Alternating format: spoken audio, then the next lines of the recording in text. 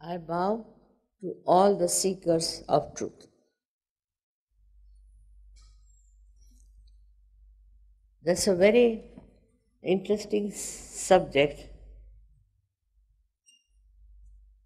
that has been given to me to talk to you people. Because I've been always worried about the IAS, IPS, and other government servants. Very much worried. Because I have known the kind of life my husband was leading, and I used to think if these new people who have come to these services, to the government service, we have to tell them the dangers that are ahead of them. Because we don't know what is the subtle system within us which works. And in this subtle system, when we lead this kind of a very speedy, intensive life, it has a defect. It has a defect, you can see in the chart, they have shown the subtle system, which works it out. So we have a center here on the crossing of the optic duct. This center is very important because we react with this. We react to everything. By this reaction, we create a problem within ourselves. And this reaction comes to us because we do not know how to go beyond the mind. Every time we are looking at something, we react. We look at someone, we react. But we cannot just watch. We cannot be just the witness. If we could be the witness, it will not have any effect on us. But we cannot be. That's the trouble when this center is very active. We call it as Agya Chakra. Where the two optic nerves meet.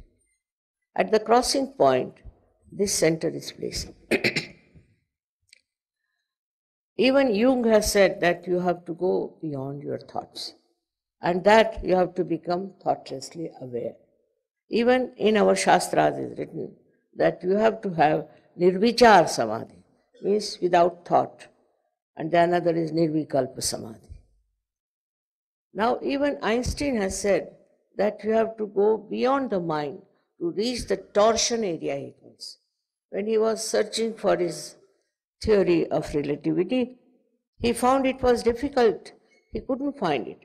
He got very tired. He went into his garden and was playing with soap bubbles like a child. Then he says, suddenly from somewhere else, it dawned upon me this theory of relativity. He calls it openly as a torsion area. And this torsion area we have to touch instead of ourselves thinking all the time and react. Because as a result of that, what happens, we should say? What happens is that our movement on the autonomous nervous system goes to the right side. The right side is very good, otherwise a person looks very impressive, he can oppress other, he can be aggressive, he can be very systematic, all these things can be there. But it has a reaction. The reaction is horrible because this right side affects our liver to begin with. Now the liver is called liver because we live because of liver only. That's why it's called liver. This liver gets affected and there is no actually treatment, we should say, in the medical science for liver. They can replace it with a pig's liver or some liver like that. But otherwise, there is no way out.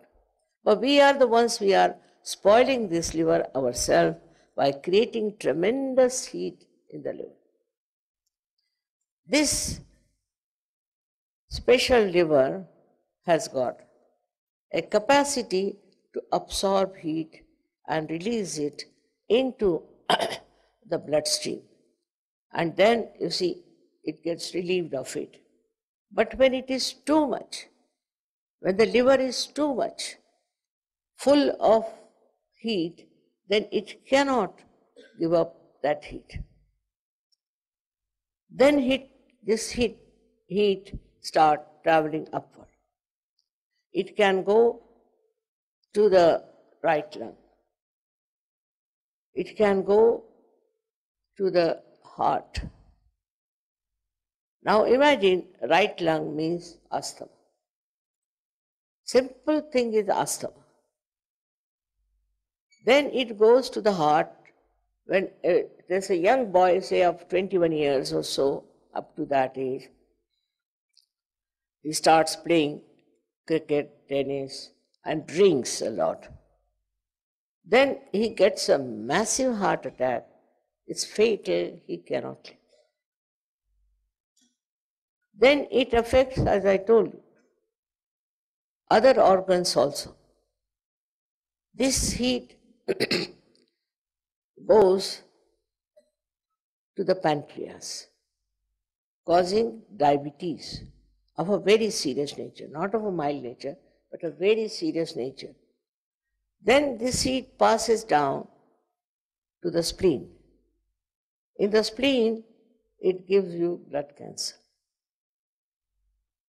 This is all possible for all right-sided people, I'm telling you. That's why I was worried that people who are, according to me, are the spine of our country. They are the spine of our country. They should not get out of life because of too much of strain and stress on their mind. Now then it goes to the kidneys. It coagulates the kidneys and you get kidney trouble, or you cannot pass urine and you have all the troubles there. Apart from that, it goes to the lower intestines and you get terrible constipations and all the problems of the constipation. Then also to the heart. At a later age, it comes. It goes on affecting, ultimately, your heart fails. Very early in age, I know of recently 2 people died of heart trouble who were at a very good position. This is very much worrying me, that how to bring them to close to themselves, to know themselves what the problem is and how to solve that problem. With this we understand that we react. By reaction we create such a heat within us. Apart from this, the other psychosomatic diseases, this is I'm telling about somatic, but the psycho disease which comes from your psychological problems come from the left side. Of course, I'll not deal with that now. But somehow, if you can move from right to the left, you are sure to get some psychosomatic trouble which cannot be cured by medical science, like cancer, AIDS, all kinds of this. So you are just preparing your body for them. In these modern times, the life is so full of struggle, speed. Now we were coming and there was a jam. Now you can't help it. I was very silently watching now the jam. I have to reach late, doesn't matter. My husband normally would have been really in great trouble. He would have looked at the watch all the time, would have been, wow, where are we, what are we doing, this and that. But he was so silently watching the whole thing, I was amazed. Because normally he would be jittery that we are getting so late for a function like. Now, you see, once you get rid of this problem, is the easiest thing to live. The other day I met one gentleman who was transferred. He said, always whenever, he is an IAS officer, Whenever I am transferred, Mother, I used to be so jittery, such tension, such stress on my mind, Baba. What will happen? Where will the children go? What will happen to the house? This, that, all problems would come to me. But what has happened to me and my wife, we don't feel anything now. We don't feel. We are not worried. We sleep very well. I said, that's what has to happen. All these things should not affect you. That's only possible when you can go beyond this mind, which we think mind is not such a good word, I should say, because it's not mental. It is, if it is only mind means the one which thinks, and that for them mental hospital is also mad people. I don't know how English language moves. It's difficult, you know. English language is very difficult to explain such because in the English language, you'll be amazed that they call spirit. Spirit is the Atma, right? Spirit is the dead body moving about, according to them. And thirdly, it means also alcohol. Now, which one is closer to which one, I don't know. But this is why I'm saying that English language is a difficulty. Marathi is the best because lot of work has been done among Maharashtrians on Kundali. Nath Panthis were there, they have done a lot of work, but the tradition was that one person would give realization to only one person.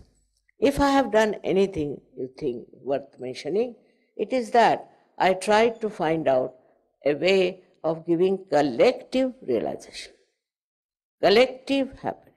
That's what was my humble contribution, and by which I find thousands of people have got their realization. Now, what is the realization? It is that if you see at the base of the spinal cord is a triangular bone called as sacrum. It is called sacrum because it's a sacred bone, and the Greeks knew about it, that it's a sacred bone. And according to our Shastras and also many other prophecies, there resides a power within us, our own power, your own power, called as Kundalini. It's called Kundalini because it is in 3.5 coils. Coils are called Kundal, that's why it is the Kundalini. Now, this power is your own. It's in every human being. And if it is awakened, it passes through 6 centers, piercing through the top of the head, which we call as the Brahmarandre in the Sanskrit language, and the fontanelle area in the English language.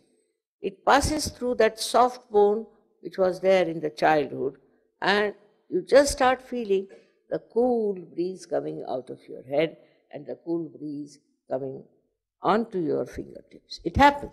It's an experience, and for which you cannot pay. You cannot. I may go on telling you lots of stories, this, that won't work. It has to happen. The Kundalini has to rise and has to pierce through fontanelle area. Otherwise, it's no use. It's just words, some sermon or something.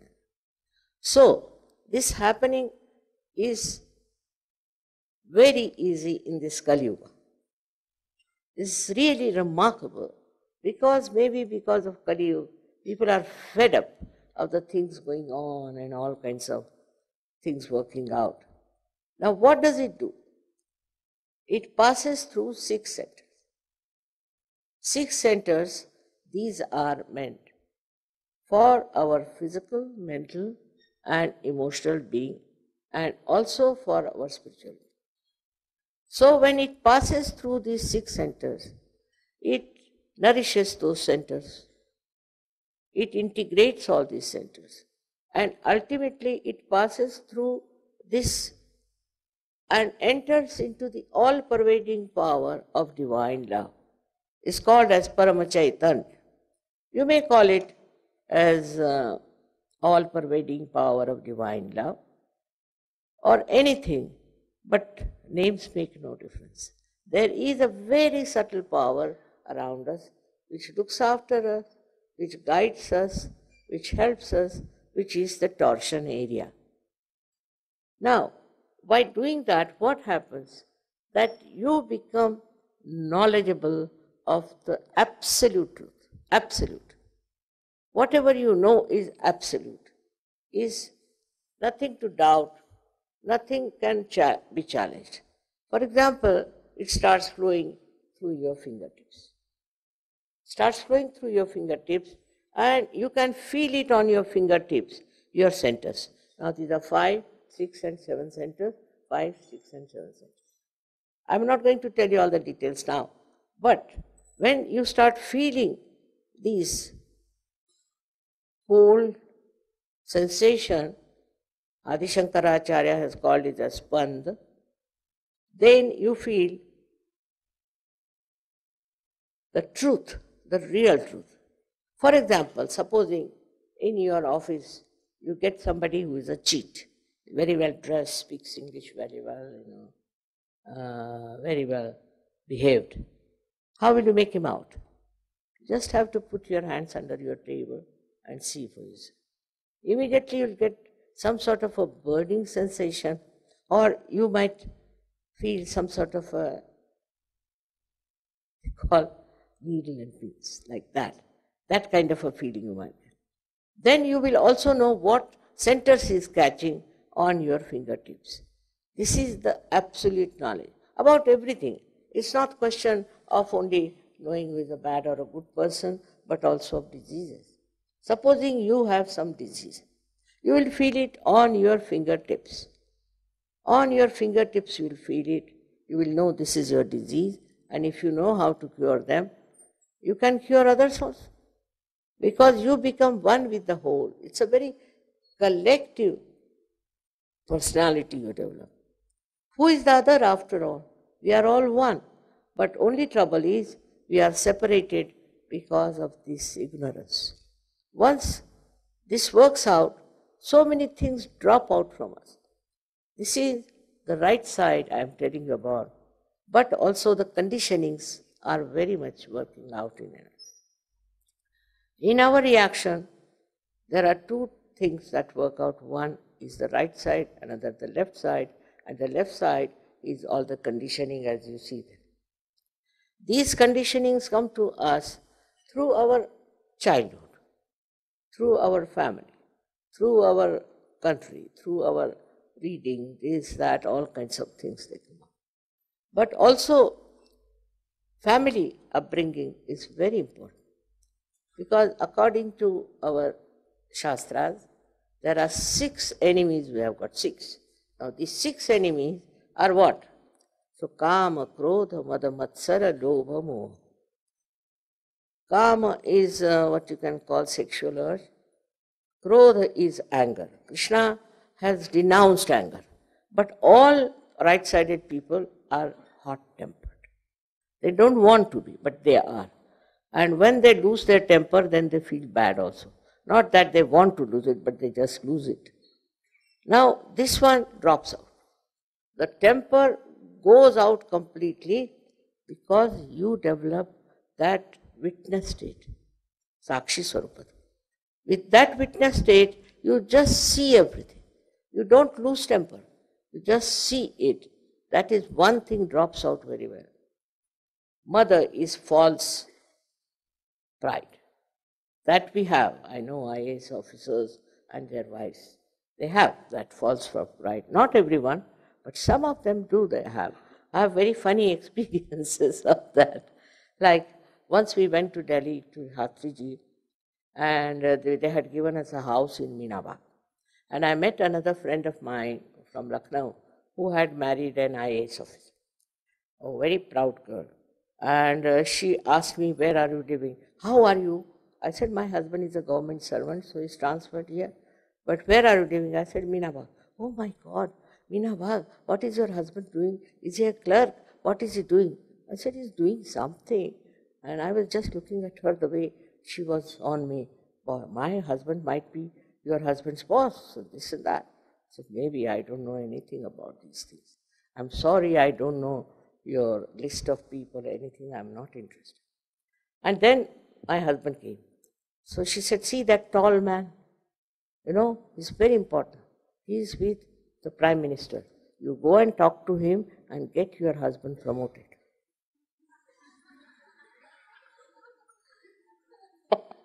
I said, what is she up to? I said, darling, he's my husband. Hey, he's your husband? Huh? Yes. Oh my God, I'm sorry. I said, it's all right. Common experience. The women also become IAS, you see. Not actually, but as wives. And I've been such a lost person with them because I could never understand what is there to be IAS and to be his wife. It was beyond me. But one thing, what really helped me in all this turmoil of life, because our pay is less, this, that, all problems are there, was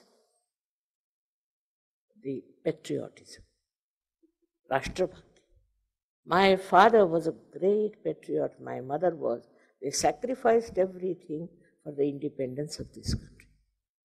I cannot travel by any foreign airlines, whatever may be. Maybe Air India is not good, doesn't matter. It's my country's thing. So the feeling that this is my country kept me going you become like a Kargil soldier. You are fighting for your country. You are working for your country. My husband got into Indian Foreign Service. I told him nothing doing. We don't drink, both of us, and I can't leave my country in the lurch at the time when we have got the freedom. So if you want, you can go. I will not go. I don't want to go to Foreign Service. They cut his pay. That time, 300 was a big amount. I said, doesn't matter. Whatever it is, I'll stay in my country. I'll work in my country. And you work here. I'll support you every way. I don't want anything. Nothing I want. And you don't take a bribe at all. Otherwise, that day I'll leave this. Otherwise, also I said that the another thing is our country has to develop. Who will develop? I always felt that you are the spinal cord of our country. You have to develop this country. What is this money? Comes and goes. You have seen the people who have got money, where their children have gone. What has happened to them? What have they achieved? So I told very frankly that I will not go to the foreign service of any kind. Because what is in the foreign service, I want to do everything in this country of mine, for which I have also fought. I have fought a lot, and this is what now sometimes, it's disappointing to see what things are happening. But a day will come, this country will rise. How? Because when this happens, when this Kundalini rising takes place, when people become realized souls, they just transform. They become extremely patriotic. They understand what is needed today for our country. They can sacrifice anything, they can live anywhere, and they are not bothered about some sort of you can call it a financial help or other material things. They are above materialism. There are thousands and thousands like that, even in our country. Thousands. And also abroad. Now, Saj Yoga is working in 86 countries. They are all full of joy. Because with this happening, you get joy of a quality which has no double thing. It's not happiness, unhappiness. It's just joy. And you have another thing also with it, is the peace of mind. Just, you are so peaceful. Absolutely peaceful. You don't have to worry about things. You don't have to become jittery. Because see the diseases you develop. Apart from that, all kinds of paralysis comes from this. We had a doctor in our hospital there who was working very hard. I told him that, doctor, see, now your age has come. You should take it easy. Daytime you must rest. There's no need, you are not in an office and rest. Take rest, do something else. read, or you can go and play, do something. He wouldn't listen to me. And then he got paraplegia, means that failure of the hand and the leg. Completely. He couldn't even walk. He couldn't lift his leg. Now he's all right, cured. But then I told him that you take treatment for your rights. That's very important. It's very simple treatment and which can be done very easily. For example, you can have an ice bag on the liver. You can have ice bag here. Because this is the portion. This moves like this. So the portion, this one gets heated up. So you put ice here, you put ice. This icing business will really help you a lot. But also there are some other very simple, homely treatments which you can take. But I would request all of you to come to our center somewhere in Bharatiya, वहाँ है ना भारतीय उसमें है कि नहीं very sugar हाँ when do you have so you all can come there. It's if you live in this area, in every area we have got centers, so you all can come into that center humbly. There is, you see, in Sahaja Yoga there's nothing like any position or anything. We have to humble down. This false pride is of no use. We humble down. When we humble down, it's very easy to achieve it and to get this into yourself. After all, otherwise what is it? What is life for? There's no enjoyment. There's no experiencing of what you are doing. So much work you put in, I know that. I know how you people have to work hard. But to get over all the strain and stress, you must do meditation for 5 minutes, which they will tell you how to do. 5 minutes in the evening will help you. So, just like as you take bath in the morning, you bathe yourself with the showers of this Kundalini. She's your mother. She has been your mother from ages, and she has recorded everything about you within itself. This is the subtle side of you. And when you want to have your realization, she is very anxious to be awakened. She is extremely anxious, and it works wonders. I'm surprised that how people get realization in no time. But only trouble with them is, it's like a preview, or you can call it the ankura, which grows, but it doesn't become a tree. So, little bit you have to meditate, you have to be collective and work some. In collective, you forget everything, your position, everything. I have known IAS officers who have been dancing with the villagers, singing with the villagers. So much they enjoy. They said, we knew this, but we never wanted to express it, you see. So all this drops out. All these outward bondages drop out, and you become one with the collective. You know their problems, you know how to solve them, and it's very good. I think this is what is only one has to achieve, nothing else. If you achieve this, you have achieved the last and the best. With this, then you can help others. You can give realizations to others. You can save their lives. I mean, it's all your power that is going to work. In these days of horrible struggle and all kinds of things happening, violence, very much needed is this Sahaja. And you will be amazed. It is something, a grace that people get it. In Turkey, we have about 2,000 people who are realized souls. Nobody lost their life, not a single thing, not their houses were even, they just a little bit, I would say, shook, but never fell. Orissa, it happens the same. It has happened in several places that people have been just saved with those who have been in the grace of the divine.